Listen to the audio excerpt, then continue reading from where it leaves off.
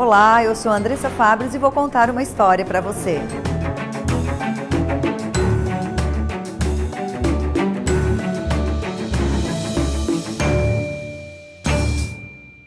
No programa de hoje a gente trouxe uma contadora de histórias profissional. Ela aprendeu a contar histórias com um avô, mas foi na TV Cultura que ela foi reconhecida por esse talento. Vamos ouvir essa história?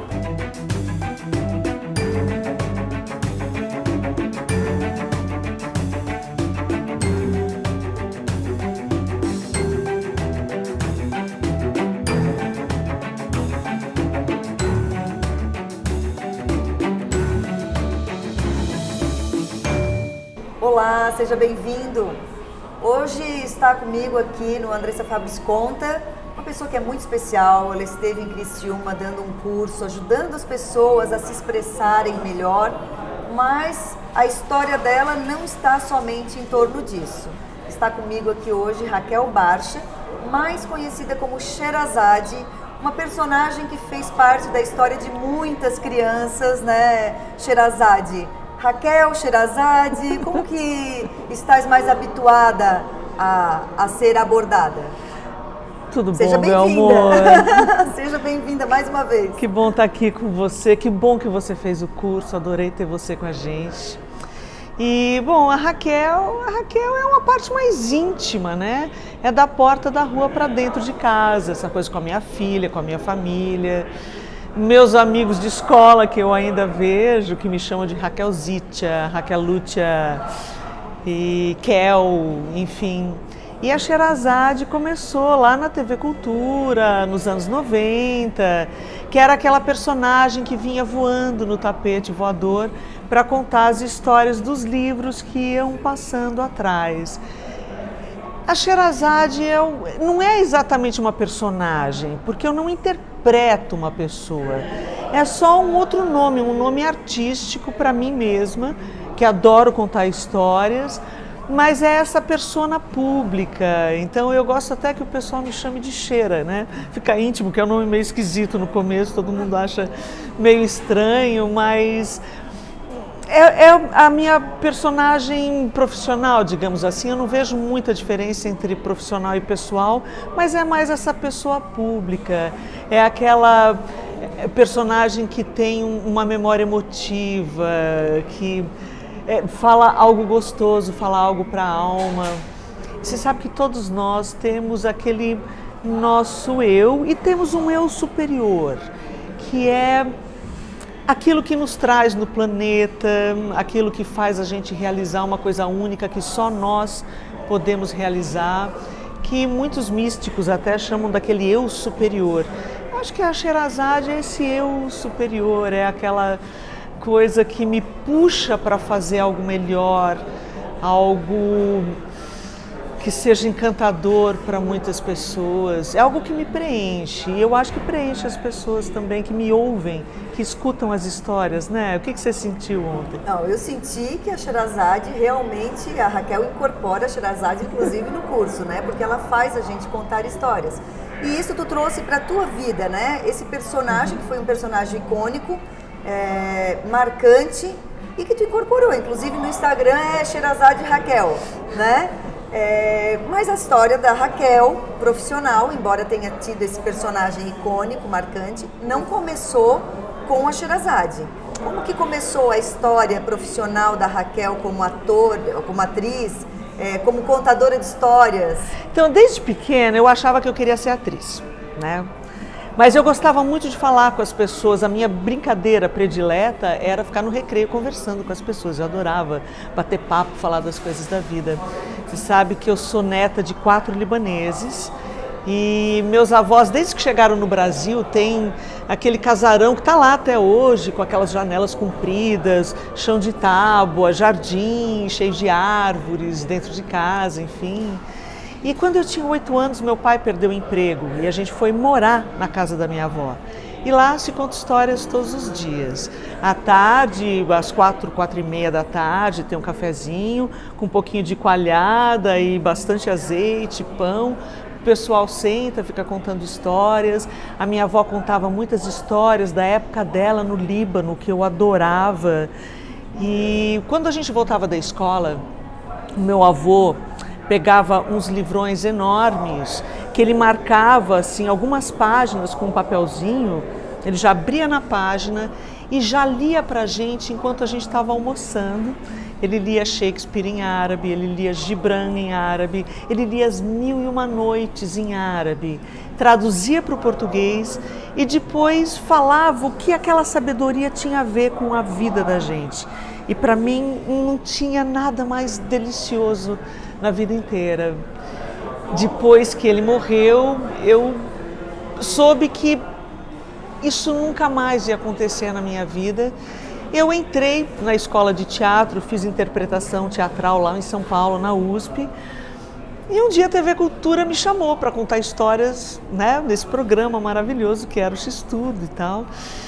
E eu não pensei, não foi uma coisa lógica, assim, me veio essa ideia na cabeça de que uma mulher para contar histórias seria a Sherazade, que é a contadora de histórias das Mil e Uma Noites. Ela que conta para o sultão todas aquelas histórias que a gente conhece, que são o Aladim, o Simbá, o Marujo, o Alibabá e os 40 Ladrões, enfim. E aí a coisa começou a andar e muito mais tarde é que eu percebi que uma coisa tinha a ver com a outra, que na verdade um ator, ele conversa com outro ator dentro do palco. Mas o contador de histórias, ele conversa diretamente com a plateia. Então é uma técnica um pouco diferente. É por isso que é parecido com essa coisa da palestra, da aula, de você se colocar numa reunião. Porque a gente vira daqui e fala diretamente com quem está ouvindo. Às vezes você bate o olho, né? Os alunos sentem isso, você bate o olho nas pessoas e dá aquela tremedeira, porque é uma técnica especial. Será que essa incorporação da Sherazade na tua vida, né? A Raquel ser reconhecida como Sherazade, tem a ver mais com o reconhecimento do público com o teu trabalho ou com esse resgate familiar, com essa nostalgia de ter o teu avô ali presente junto contigo, contando essas histórias? O que está mais ligado a essa identificação da Raquel com a Sherazade? É muito boa essa pergunta. Eu acho que, principalmente hoje em dia, isso está ficando cada vez mais evidente, que o profissional e a pessoa, eles estão muito conectados. Cada vez menos a gente tem o profissional de um lado e a pessoa do outro. Eu tinha na faculdade um professor chamado Miroel Silveira, que é um dos grandes pilares do Teatro Nacional, e ele dizia pra gente, não existe um grande profissional que não seja uma grande pessoa. Então, essa coisa do preenchimento, da sabedoria de vida, do conhecimento das pequenas e das grandes coisas que estão no nosso dia a dia, essa luta pela sobrevivência que nos dá uma experiência, isso influencia o profissional que que você pode vir a ser, não é? Porque são as suas decisões pessoais, são as suas opções na vida, como você vai enxergando a sua relação com os outros, que acabam engrandecendo também o seu trabalho. Então, eu não procuro separar. Eu quero cada vez mais juntar, eu quero que as coisas fiquem cada vez mais parecidas. É engraçado que quando eu comecei a fazer Sherazade, se eu não estivesse vestida e maquiada, eu não saberia contar história, eu não saberia abrir a boca, eu não saberia fazer nada. Mas hoje em dia não. Hoje em dia isso não é necessário. Isso já está debaixo da minha pele, eu posso estar aqui, a paisana, né? Falando da mesma maneira. Eu acho que a gente vai se alinhando com o tempo, né? Com o tempo você vai amadurecendo e você vai se alinhando. Eu gosto desse caminho a seguir, assim. Antes da Sherazade, a Raquel, né, que não era Sherazade ainda, já era convidada para contar histórias? A procura da Raquel para fazer esse papel tem a ver com essa habilidade ou foi desenvolvida durante o trabalho na TV Cultura? Não, veio depois da TV Cultura, até porque é engraçado, ninguém lembra que antes dos anos 90 ninguém falava em contar histórias. E eu contava histórias de livros e ninguém falava inclusive em livros. Se você quisesse ser odiada pelo seu sobrinho, você dava um livro de presente no aniversário. Não tinha Bienal do livro. Não se falava em incentivo à leitura. Essas coisas não existiam na época, aconteceu muito de repente. Aí vieram os contadores de histórias, contador de história é uma expressão que não existia. De repente surgiram os contadores de histórias, de repente livro ficou bacana, o que eu acho maravilhoso, porque eu lia muito, eu fui uma criança leitora, eu lia muito, eu lia demais, desde que eu aprendia, eu me alfabetizei sozinha, eu aprendi a ler sozinha. Minha mãe, minhas tias são professoras, então com 3, 4 anos eu já lia. E eu devorava os livros, então isso é uma coisa minha. Mas não era uma coisa comum. Hoje em dia você vai numa Bienal do Livro, está lotado de gente. Todas as escolas têm um programa de incentivo à leitura. Você não pode não dar livros para as crianças. É uma coisa que já virou comum, mas na época não era. Então esse surgimento dos contadores, os contadores participando de vários eventos e principalmente entrando nas empresas mais tarde, isso surgiu nos Estados Unidos. Quem começou com esse programa de storytelling foi a IBM em 98. E aí eles perceberam que as pessoas contam histórias de qualquer maneira, quer queira, quer não, o dia inteiro, né? Elas chegam e falam: oi, tudo bem? Estacionei o carro aqui, você foi ali, você viu não sei o que aconteceu. O tempo todo elas estão falando de pequenas e grandes histórias. Uma postagem no Facebook é uma história. Quando você faz uma fofoca, ou comenta com alguém, ou fala da sua vida, ou conversa com seu colega de trabalho, você está contando histórias. E as pessoas começaram a perceber que isso tem uma importância, porque isso cria a nossa cultura, é isso que sedimenta a nossa cultura e também a cultura dentro das empresas. Então é necessário prestar atenção nisso, prestar atenção no processo e ter consciência desse processo para que você possa utilizá-lo bem e não ficar à mercê, não ficar à deriva das coisas que estão acontecendo. Você viu no curso que quando a gente sabe contar a história, quando a gente sabe fazer um roteiro, quando a gente coloca um objetivo na conversa, as coisas mudam. Você consegue chegar aonde você quer em 100% das vezes. Depois a gente vai falar mais sobre essa técnica de storytelling, como que isso está sendo aproveitado pelas empresas, como que a Raquel, a Sherazade, está trazendo isso, essa técnica, o método para a vida das pessoas. Mas antes disso eu quero saber da Sherazade um pouco mais sobre extra Sherazade. O que mais a Raquel, ou depois de Sherazade, já Sherazade, né, fez em sua vida profissional que foi tão marcante quanto esse personagem ou esse papel, né, esse trabalho na TV Cultura? A TV Cultura tem essa, hoje em dia, né, não na época que a gente começou, hoje em dia tem essa exposição nacional, mas eu já gravei mais de 200 comerciais, eu fui cantora de ópera, eu montei uma ópera solo, fui premiada como atriz, como cantora, eu sou pianista formada pelo Conservatório Dramático e Musical de São Paulo.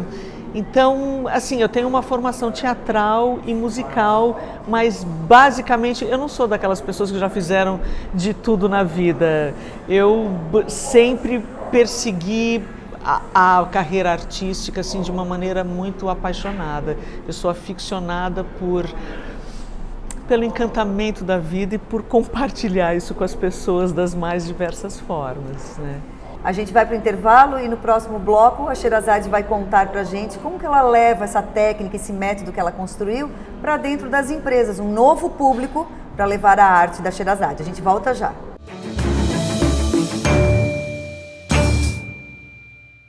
Somos instituição para você ter toda a confiança. Somos financeira, porque dinheiro não é tudo, mas ajuda a realizar os seus sonhos. Somos cooperativa, pois assim construímos nosso mundo. Somos premium, afinal, você merece exclusividade. Para nós, não existem perdedores, todos ganham juntos. É por isso que somos assim. Unicred, um time que coopera com você.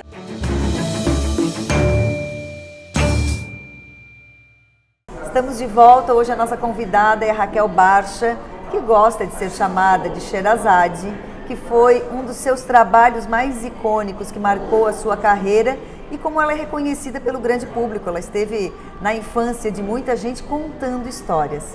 Sherazade, a gente já viu no bloco anterior que uma parte do teu aprendizado de contação de histórias vem da tua origem familiar, vem do seu avô. Hoje você ensina técnica de contação de histórias, né? Não uma contação de histórias de livros, mas assim, como eu vou contar a minha história ou vou apresentar uma reunião, seguindo técnicas de storytelling. O seu avô fazia isso? Você hoje, olhando, lembrando, ele usava técnicas? Ou ele tinha um jeito de fazer que hoje você aproveita nesse método? Veja, eu não inventei nada do que eu passei para vocês, ou que eu passo para os meus alunos, é algo inventado que eu tirei da minha cabeça. São as coisas que todo mundo que sobe no palco e que procura um ponto de encontro com a plateia, todas essas pessoas têm um conhecimento em comum. Desde lá de trás, dos primeiros contadores que se reuniam em volta da fogueira, até hoje, se você for ver quem sobe no palco aqui no Brasil hoje ou lá, sei lá, na China, fazendo teatro de bonecos em Java, a técnica do palco é a mesma, existe um conhecimento que quem está em cima do palco passa para quem está chegando. Porque é engraçado que, por mais que as pessoas possam vir a competir no palco, elas se ajudam em nome do resultado. O resultado tem que ser bom. O espetáculo tem que continuar e ele tem que ser bom. Ele tem que agradar a plateia. Isso é uma coisa que a gente persegue sempre, sempre. Ninguém vai subir no palco e não querer encantar a plateia, agradar, ser aplaudido, ser reconhecido. Então, existe um conhecimento. Eu trabalhei com grandes diretores que me ensinaram muito. Eu observei as grandes pessoas que fazem isso bem. E o meu mérito, digamos assim, se é que existe, é de catalogar esse conhecimento e colocar ele numa ordem que quem não é do palco consiga entender.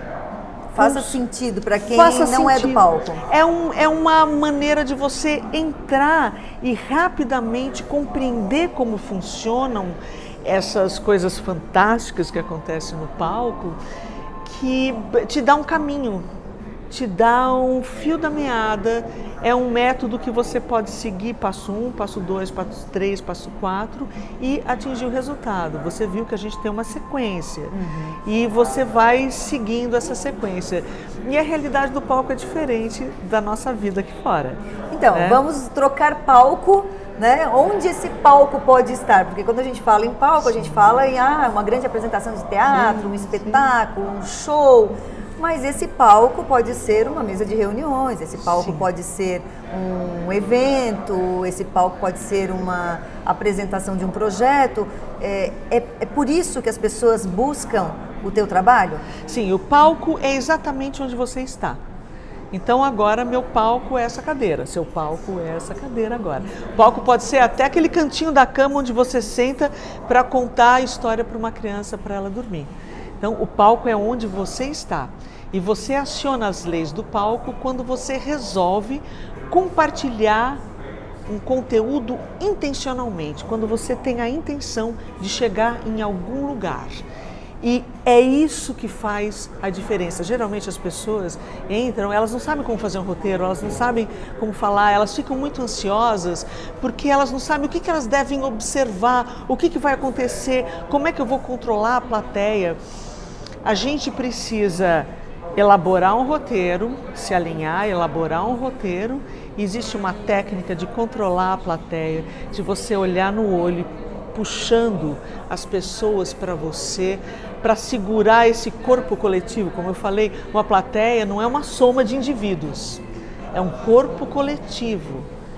É como se fosse um mar de gente que você vai controlando aqui, vai puxando a atenção para você. Tem aquelas pessoas, bati no microfone? Não.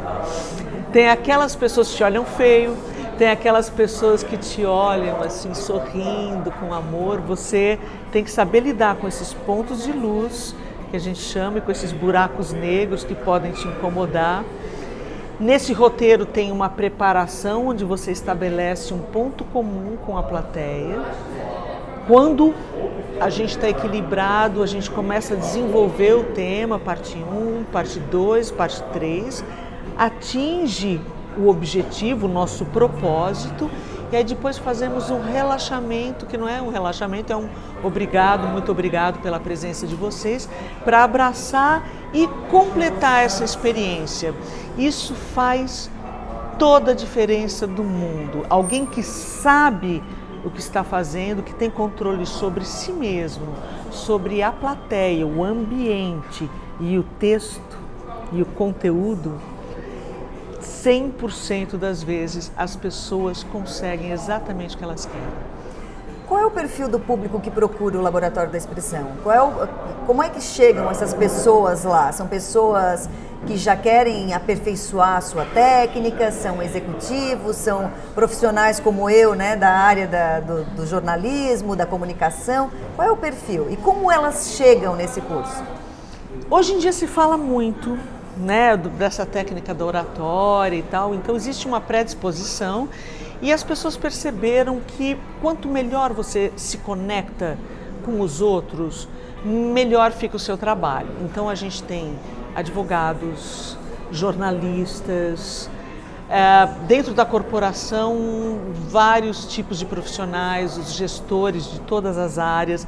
Incrivelmente, muita gente de TI tem feito o curso porque tem que apresentar os projetos, tem que apresentar as propostas. Muitos professores, eu faço também a formação de professores do ensino fundamental, ensino médio e inclusive de educação infantil. Hoje em dia as pessoas querem e precisam se conectar. Então vêm profissionais de várias áreas para cá. Agora é importante saber que a técnica sempre é a mesma.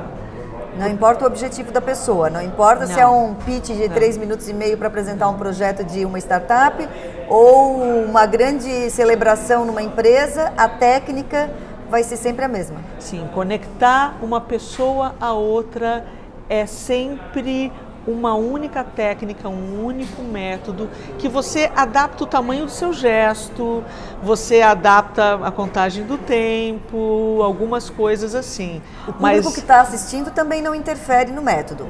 Para quem eu estou contando essa história? Por incrível que pareça, não. As pessoas falam, mas no meu público tem gente de tal idade, gente criança com gente mais velha, ou é meu chefe e tal. Não, público é engraçado que a plateia tem um comportamento muito instintivo, muito emocional. Eles não agem de uma maneira racional.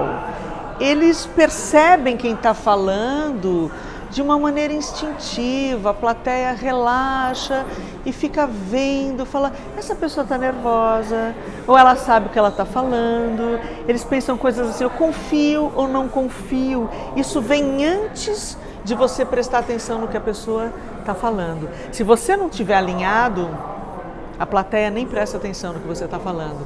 Eles saem de um encontro, de uma reunião, de uma palestra, esquecem o que você falou.